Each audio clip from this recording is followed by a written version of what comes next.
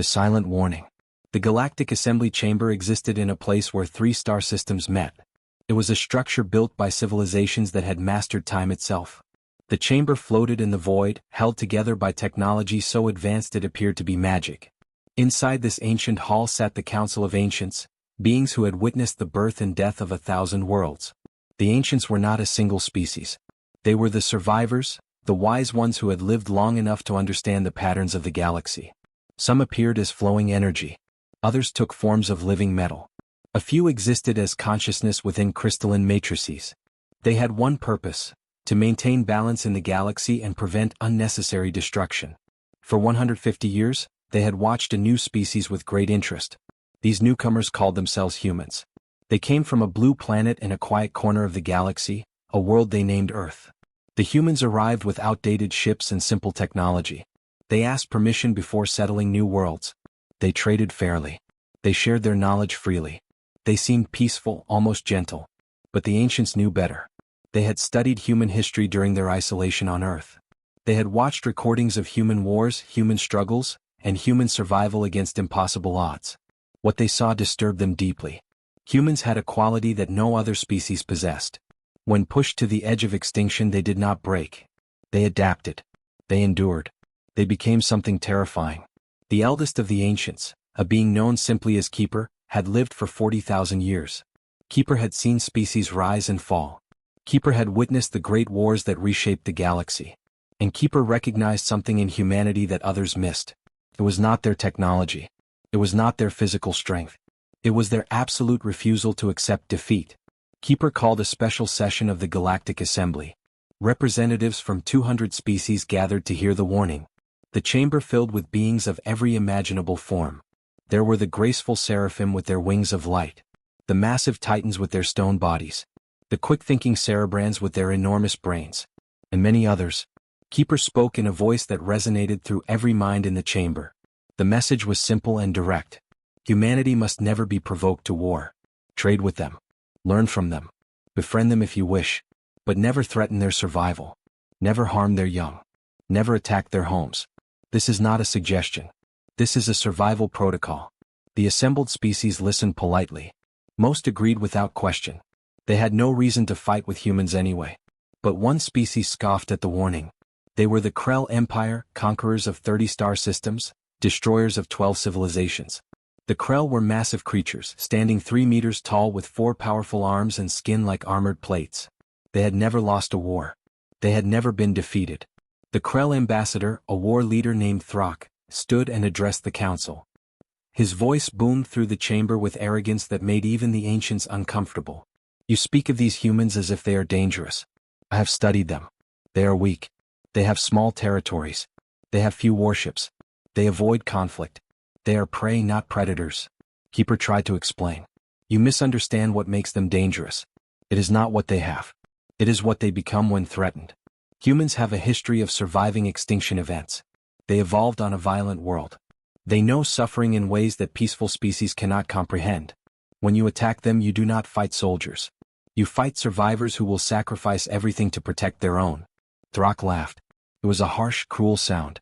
We have fought survivors before. We have crushed them all. Humans will be no different. If they stand in our way, we will remove them. This is the way of the Krell. The council ended with the warning unheeded. The Krell Empire returned to their territory, convinced of their superiority.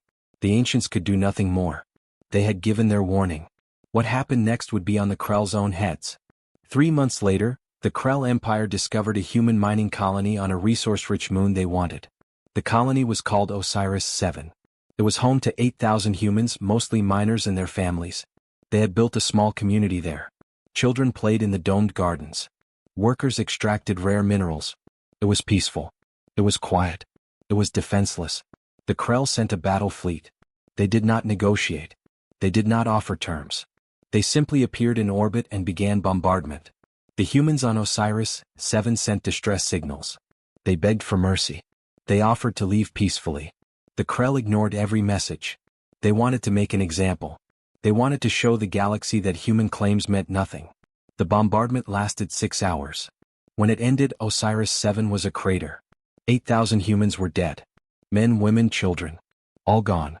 The Krell fleet left without a word, satisfied they had taught humanity a lesson about power. The distress signal from Osiris-7 reached human space 14 hours after the attack began.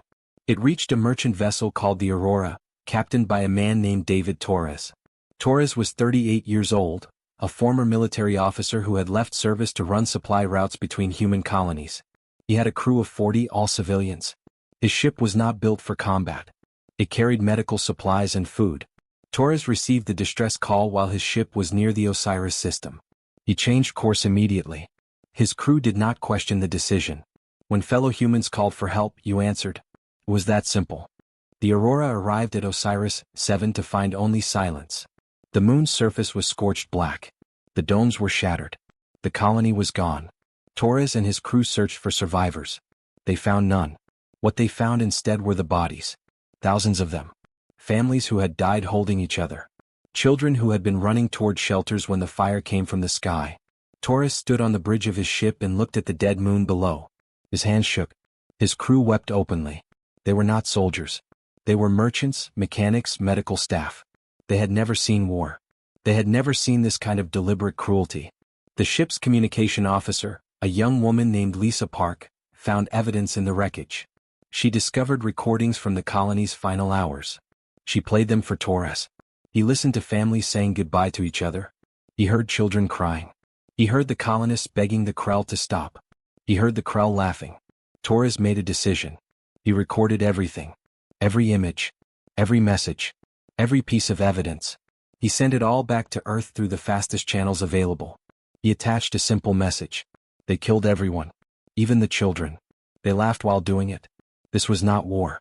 This was murder. The evidence reached Earth within 48 hours. It spread through human space like wildfire. Billions of humans watched the recordings. They saw what the Krell had done. They saw the contempt in the alien voices. They saw the small bodies in the wreckage. Humanity had not fought a major war in 150 years. They had become explorers, scientists, traders. They had almost forgotten what their ancestors had been. But that memory lived deep in human DNA. It waited. And now it woke up. The unified Earth government called an emergency session. Every nation sent representatives. Every colony sent observers. For the first time in human history there was no debate. No argument. No political maneuvering. They all agreed on one thing. The Krell Empire would answer for what they had done. But humans did not rush into battle. That was what made them different from other species. They did not let rage control them. Instead they let it fuel them. They began to plan. Human shipyards activated construction protocols that had not been used in a century. Factories that built mining equipment switched to building weapons. Scientists who studied peaceful applications began working on military technology. Citizens who had never held weapons began training. And through it all, humanity remained eerily calm. The Krell Empire heard about human mobilization. They were not concerned. They had 10,000 warships. They had conquered 30 systems. They had armies of billions. Humanity had maybe 800 military vessels and small colonial militias. The math was simple. The Krell would win any direct conflict. What the Krell did not understand was that humans did not fight like other species. Other species gathered their forces and clashed in massive battles. They fought over territory and resources. They followed rules of engagement. They had honor codes and military traditions. Humans had something else. They had 10,000 years of warfare evolution. They had learned to fight on a planet that tried to kill them every day. They had survived ice ages, plagues, natural disasters, and their own self-destructive nature.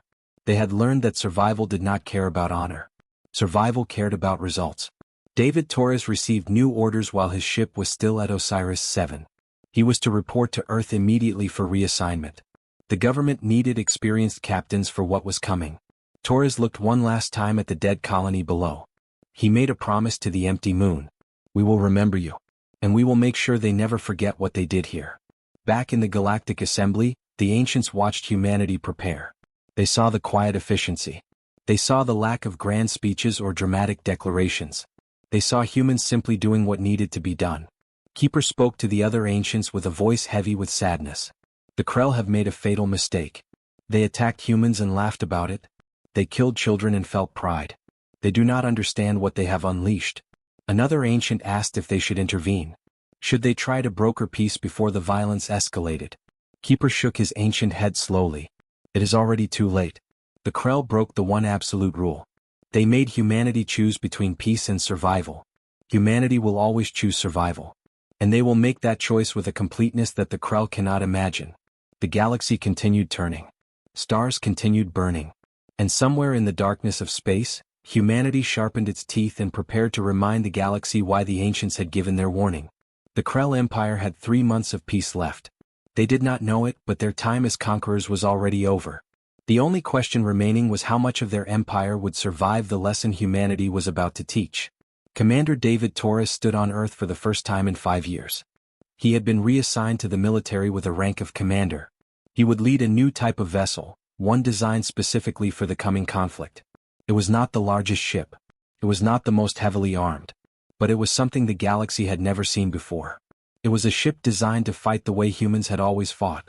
With intelligence, with adaptability, and with absolute determination. The war was coming. And the Krell Empire was about to discover why the ancients had warned them. Why every species that survived in the galaxy knew one simple rule. Never provoke humanity. Because humans do not fight to win territories. They do not fight for resources. When you threaten their survival, humans fight to ensure you can never threaten anyone again. And they do it with a cold, calculated efficiency that makes the stars themselves shudder. The Reckoning. Commander David Torres stood in the briefing room of the newly commissioned vessel Nightfall. The ship was unlike anything humanity had built before. It was not designed for glory or show. It was designed for one purpose: to dismantle an empire piece by piece. Around him sat 50 officers, each handpicked for their skills. They were not just soldiers. They were engineers, psychologists, hackers, and strategists. This was not going to be a traditional war. Admiral Rebecca Stone entered the room. She was 55 years old with silver hair and eyes that had seen too much death. She had lost her daughter on Osiris, 7. Her granddaughter too. She did not come for revenge. She came to make sure this never happened to another human family. She carried a data pad and placed it on the central table. The holographic display activated, showing the Krell Empire in stunning detail. Listen carefully, Stone began. Her voice was calm but carried the weight of absolute authority. The Krell expect us to gather our fleets and attack their borders. They expect massive battles. They expect us to fight like every other species they have conquered. We are not going to do that. We are going to do something they cannot prepare for. We are going to make them afraid. The display changed, showing Krell supply lines stretching across 30 star systems. Stone continued. The Krell Empire is massive. But massive empires have massive needs. They need food. They need fuel. They need communication. They need their soldiers to believe they are invincible. We are going to take all of that away from them. Not quickly. Not loudly. Slowly and silently until they realize they are already defeated. Torres studied the map carefully. He understood immediately. This was not about destroying the Krell. This was about breaking them psychologically. The Krell ruled through fear and dominance. Take that away and their entire empire would collapse from within. It was brilliant. It was cruel. It was perfectly human. Operation Silent Thunder began 3 weeks later. The Krell Empire first noticed something was wrong when a supply convoy disappeared. 12 ships carrying food to a military outpost simply vanished without sending a distress signal. The Krell sent investigators. They found the ships drifting in space, completely empty. The cargo was gone. The crews were gone. There was no damage. No sign of struggle. Just empty ships floating in the void. The Krell commanders were confused but not concerned. Space had many dangers. Perhaps the crews had encountered some anomaly. They sent another convoy with military escorts. That convoy also disappeared. This time the Krell found the ships, but the escort vessels were destroyed with surgical precision. Someone had known exactly where to hit them. Someone had known their exact routes and schedules. Torres watched from the Nightfall as his teams executed the plan perfectly. They did not engage in open combat. They struck from shadows. They used stealth technology humanity had been developing for decades. They intercepted communications. They hacked navigation systems. They made the Krell paranoid and uncertain. Every supply line became a potential ambush. Every communication could be compromised. But the physical strikes were only part of the operation. The psychological component was equally important. For that, humanity brought in Dr. Sarah Mitchell, a specialist in xenopsychology. She was 42 years old with red hair and a mind that understood how different species thought. She had studied the Krell for years. She knew their culture, their fears, their weaknesses. Dr. Mitchell sat in a small room aboard the Nightfall, crafting messages. These messages were not threats. They were far more effective than threats. She began broadcasting stories across Krell communication networks. Stories about human history. Stories about species on Earth that had tried to dominate humanity and failed. She told them about the Neanderthals, about the great predators, about the diseases and disasters that had tried to wipe humans out. She told them how every single threat had either been eliminated or outlived. The messages included footage from human history. Images of cities rebuilt after being completely destroyed. Footage of humans surviving in environments that should have killed them. Videos of human soldiers fighting against impossible odds and winning through sheer determination. She did not need to threaten the Krell. The facts spoke for themselves. Humanity was the species that could not be killed. And now the Krell had their full attention. The Krell military commanders held emergency meetings. They tried to maintain morale among their troops. But doubt had taken root. Soldiers who had never questioned their superiority began asking questions. If humans were so weak, why were their supply lines falling apart? If humans were so inferior, why could they not be tracked or caught? If humans were so peaceful, why did their history show nothing but survival against extinction-level threats? Commander Torres led a strike team to a Krell communication hub in the Draken system. The facility was heavily defended with 200 soldiers and automated weapons systems. A direct assault would have been suicide. Torres did not plan a direct assault. His team spent 3 days studying the facility's routines. They learned when guards changed shifts. They learned when automated systems ran maintenance cycles. They learned everything. On the 4th night, Torres and 12 humans infiltrated the facility. They moved through ventilation systems too small for Krell bodies. They disabled sensors with electromagnetic pulses. They avoided patrols using timing so precise it seemed impossible. Within 4 hours, they had placed explosives at key structural points and hacked into the main computer core. They copied every piece of intelligence the Krell had gathered on human colonies. Then they left as silently as they had arrived. The facility exploded exactly 30 minutes after Torres and his team were safely away. The Krell lost not just the communication hub but also 15 years of intelligence data. More importantly, they lost the psychological safety of their fortifications. If humans could infiltrate their most secure facilities, nowhere was safe. The Krell Empire began to fracture. Species they had conquered saw the Krell's weakness. Rebellion started on a dozen worlds. The Krell had to divert military resources to suppress uprisings. Their empire, built on fear and dominance, was collapsing because the image of Krell invincibility was shattered. Humans had done in 3 months what no empire had done in 200 years. They had made the Krell look weak. Throck, the Krell war leader who had mocked the Ancients' warning, finally understood his mistake. He sat in his command ship and watched reports flood in. Supply lines cut. Communication networks compromised. Colonies in rebellion. And through it all, humans remained invisible. They struck without warning. They vanished without trace. They were everywhere and nowhere. Throck had never felt fear before. Now he understood what it meant to be hunted. The Krell High Command made a desperate decision. They would launch a massive assault on Earth itself. They gathered 5,000 warships, the largest fleet they had ever assembled. They would crush humanity's home world and end this war with overwhelming force. It was the Krell way. When facing a dangerous enemy, you destroyed them completely. But humanity had been waiting for exactly this response. Admiral Stone received intelligence about the Krell fleet's movement 48 hours before they reached Earth. She smiled grimly. They are doing exactly what we predicted. They still do not understand us. They think we are like them. They think we will panic and try to defend Earth directly. They are wrong. The human defense fleet numbered only 800 ships. They were outnumbered 6 to 1. Any rational calculation said humanity would lose this battle. But humans had never been rational when it came to survival. As the Krell fleet approached Earth, they found themselves facing something unexpected. The human ships did not form defensive lines. They did not try to protect Earth directly. Instead, they scattered into small groups and began attacking from all directions simultaneously. The Krell fleet was built for massive frontal assaults. They had never faced an enemy that refused to engage in a traditional battle. Human ships darted in and out of weapons range. They targeted the Krell's command vessels specifically. They used the Krell's own size against them, making the massive fleet too clumsy to respond effectively. The battle became chaos. The Krell could not coordinate.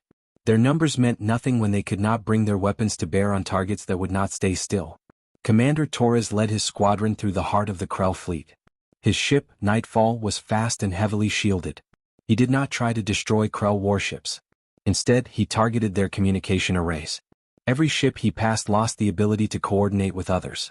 Within 2 hours, the Krell fleet of 5,000 ships had become 5,000 individual vessels, each fighting alone without central command. Dr. Mitchell watched the battle from Earth and continued her psychological warfare. She broadcast directly into Krell communication channels. She showed them footage of their own fleet in disarray. She showed them images of Osiris-7, reminding them what they had done. Then she made an offer in perfect Krell language. You came to our home to destroy us. You failed. You are defeated. You can retreat now and live, or you can continue fighting and die. Choose quickly. The Krell fleet began to break. Individual captains, unable to coordinate and facing an enemy they could not hit, started retreating. First dozens, then hundreds of ships turned and fled. The mighty Krell armada, which had never been defeated, ran from Earth in complete disarray. They left behind 300 destroyed vessels and their pride. But humanity was not finished. Admiral Stone had one final lesson to teach. As the Krell fleet retreated, human forces did not pursue immediately. Instead, they let the Krell run. They let them report back to their empire. They let the story spread of how humanity had defeated 6 times their number without breaking a sweat. Fear was a weapon and humanity wielded it perfectly. 2 weeks later, Commander Torres led a fleet to Krell Prime, the home world of the empire. The Krell expected a bombardment. They expected humanity to do what they had done to Osiris-7. Instead, Torres broadcast a message to the entire planet. His words were simple and clear. We could destroy your world right now. We have the weapons. We have the will. You killed 8,000 of our people. We could kill 8 billion of yours. But we will not. Do you know why? Torres paused, letting the question sink in across the planet below. Because we are not you. We do not kill children to make a point. We do not destroy civilizations for resources. We fight when we must, but we do not become monsters to defeat monsters. Your empire is finished. Your military is scattered. Your allies have abandoned you. But your people will live. Remember this mercy. Remember that humanity could have ended you and chose not to. Remember that the species you thought was weak had the power to annihilate you and showed restraint. Tell your children this story. Make sure they never forget. The Krell Empire surrendered within 24 hours. The terms were harsh but not genocidal. The Krell would dismantle their military to 10% of its current size. They would return all conquered territories to their original inhabitants. They would pay reparations to humanity for Osiris-7. They would accept permanent monitoring by the Galactic Assembly. And they would build a memorial on their home world listing every name of every human who died on Osiris-7, so future generations of Krell would remember the cost of their arrogance. In the Galactic Assembly, the ancients watched as the treaty was signed. Keeper spoke to the assembled species with a voice that carried both sadness and satisfaction. We warned the Krell. We told them what would happen if they provoked humanity. They did not listen. Now they will spend generations rebuilding while remembering this lesson. Let this be a warning to all of you. Humanity is not violent by nature. They are not conquerors. But they are survivors. And survivors will do whatever necessary to protect their own. The galaxy listened. New protocols were established. Any species considering aggression against humanity would first have to answer to the Galactic Assembly. The ancients made it clear that humanity had shown remarkable restraint. Next time they might not be so merciful. It was better for everyone if there was no next time. Commander Torres returned to Earth 6 months after the war ended. He stood at the memorial built for Osiris-7. 8,000 names were carved into black stone. He found the names he was looking for. Admiral Stone's daughter and granddaughter. He placed flowers there, a human tradition. Stone stood beside him quietly. We won, Torres said softly. But it does not feel like victory. Stone nodded. That is because you are human. We do not celebrate war. We endure it. We survive it. And we make sure it was not meaningless. Those 8,000 people died because the Krell thought we were weak. Now the entire galaxy knows different. Their deaths bought us something precious. Respect. Fear. Safety for future generations. Torres looked up at the sky where stars were beginning to appear. Somewhere out there, the Krell were rebuilding their society under watchful eyes. Somewhere out there, other species were reassessing their opinions of humanity. Somewhere out there, the galaxy had learned a lesson that the ancients had been trying to teach for millennia. Peace was not weakness. Restraint was not cowardice. And mercy was the privilege of the strong. Dr. Mitchell published her research on the war, titled The Psychology of Human Warfare. It became required reading in the Galactic Assembly. Her conclusion was simple: humans fight differently because they survive differently. They evolved on a world that tried to kill them constantly. They learned to adapt, to endure, to outlast every threat. When you fight humans, you are not fighting a military. You are fighting 200,000 years of survival instinct compressed into every decision they make. The Nightfall was decommissioned and placed in a museum on Earth. Visitors would walk through its corridors and read about how 50 humans had helped dismantle an empire without firing most of their weapons. Children asked their parents how such a small ship could do so much. The parents would explain that it was never about the size of the ship. It was about the size of the determination of those who flew it. Admiral Stone retired after the war. She spent her remaining years teaching at the military academy. Her first lesson to every new class was always the same: we are not warriors by choice. We are warriors by necessity. Never start a war. But if war comes to you, finish it so completely that no one will dare start another. Protect the innocent. Show mercy when you can. But never, ever let anyone mistake our kindness for weakness. Commander Torres continued serving in the fleet. He became known as the Ghost Commander, the man who had led the invisible war against the Krell. Young officers studied his tactics. But Torres always reminded them that tactics were only tools. What mattered was why you fought. If you fight for conquest, you become a tyrant. If you fight for survival, you become unstoppable. Know the difference. 50 years passed. The Krell Empire had transformed into the Krell Federation, a peaceful coalition focused on trade and diplomacy. The generation of Krell who had known the war as children grew up visiting the memorial on their home world. They learned about Osiris, 7. They learned about humanity's restraint. They learned that their ancestors' arrogance had nearly cost their species everything. The memorial became a sacred place, a reminder of the price of cruelty. In the Galactic Assembly, new species were welcomed and given the same briefing. There are rules in this galaxy. Respect sentient life. Trade fairly. Resolve disputes peacefully. And never, under any circumstances, provoke humanity to war. This is not because humans are aggressive. It is because humans are survivors, and survivors will protect their own with a completeness that you cannot imagine until you have witnessed it. The Krell learned this lesson. You do not need to repeat their mistake. The ancients watched the galaxy settle into a new equilibrium. Peace was more stable now. Fear of human retaliation kept ambitious empires cautious. But it was not just fear. It was also respect. Humanity had proven they could destroy and chose not to. They had shown that strength and mercy could coexist. They had demonstrated that the most dangerous species was not the one that wanted to fight, but the one that only fought when there was no other choice. Keeper, the eldest of the ancients, spoke to the others one final time before entering a long meditation. Humanity has taught the galaxy something we could not. They have shown that survival is not about being the strongest or the most ruthless. It is about being adaptable. It is about protecting what matters. It is about knowing when to fight and when to show mercy. They are young compared to us. But perhaps they understand life better than species that have never faced extinction. On Earth, children played in parks. Families gathered for meals. Scientists explored new discoveries. Artists created beauty. Humanity continued living as they always had, with joy and curiosity and hope for tomorrow. But now, across the galaxy, everyone knew the truth. These peaceful, creative, loving beings carried within them the capacity to become something terrifying when threatened. They were not monsters. They were survivors. And there was nothing more dangerous in the universe than a species that had learned to survive everything and refused to forget that lesson. The stars continued to burn. The galaxy continued to turn. And humanity, the species that had been warned against, continued to prove that the greatest strength was not in the ability to destroy, but in the wisdom to choose when not to. The Krell had learned this lesson at great cost. The rest of the galaxy learned it by watching. And the ancients, who had seen everything, finally understood that sometimes the youngest species could teach the oldest the most important truths about survival, mercy, and the true meaning of strength.